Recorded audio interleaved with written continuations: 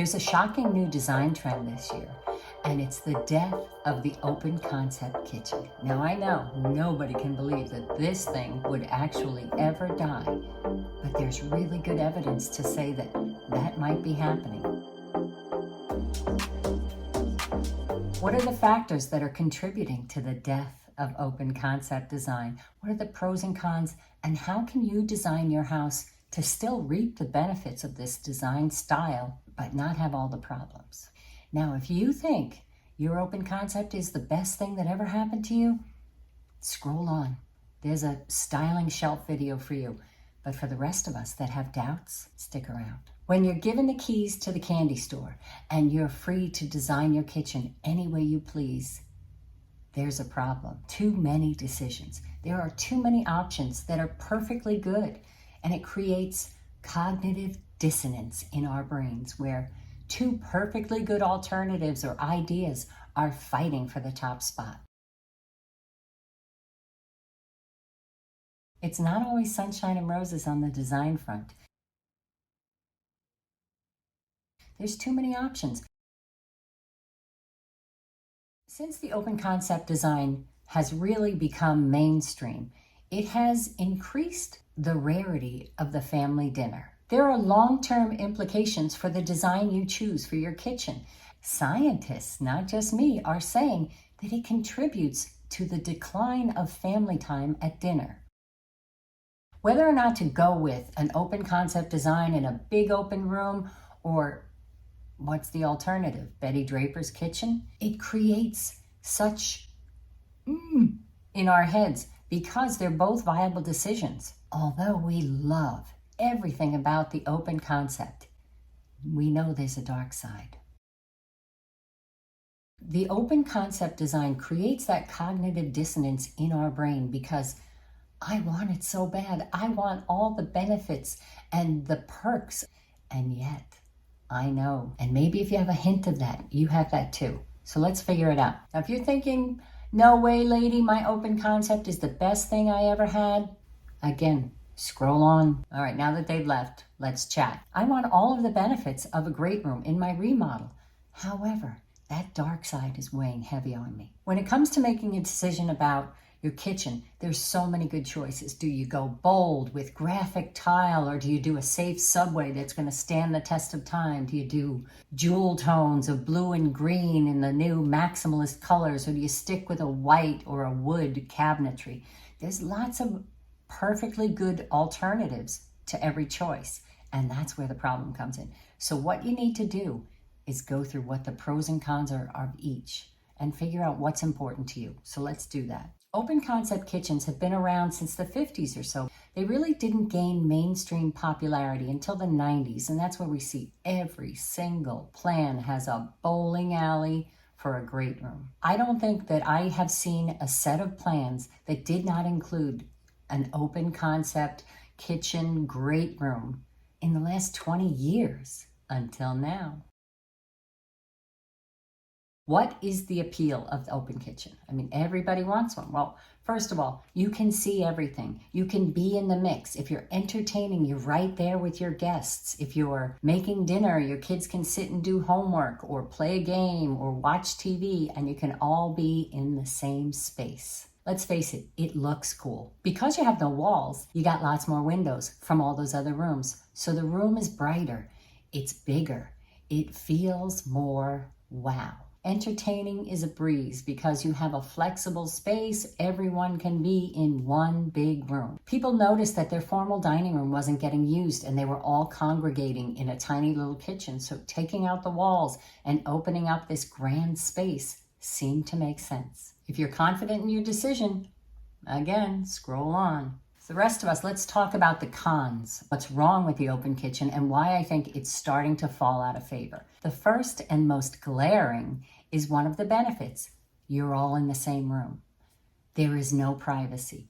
Anybody doing anything is visible to everyone else. Cooking, watching TV, eating dinner, answering the front door. There is no privacy. Chicken cutlets, anyone? My daughters love them, and they don't like the kind that goes in the oven. They want the good old-fashioned, cooked on the stove, greasy as hell. The problem with an open concept is when you cook anything, the smell goes everywhere. The mess spreads everywhere, and grease spreads everywhere. There's no walls to contain it. Those walls are pretty useful for sound, for privacy. When you've got no walls, you've got no fabric, you've got no sheetrock and 2x4s to give you some sound insulation. So the rooms echo like the Grand Canyon. Subscribe! Subscribe! They're also harder to heat and cool. Again, no walls, less insulation, more space to cover. It costs more money. The part that I'm most concerned about as a designer is it's really hard to design these rooms because they're all visible to each other. So your kitchen cabinets have to match your coffee table, has to match your bookcases.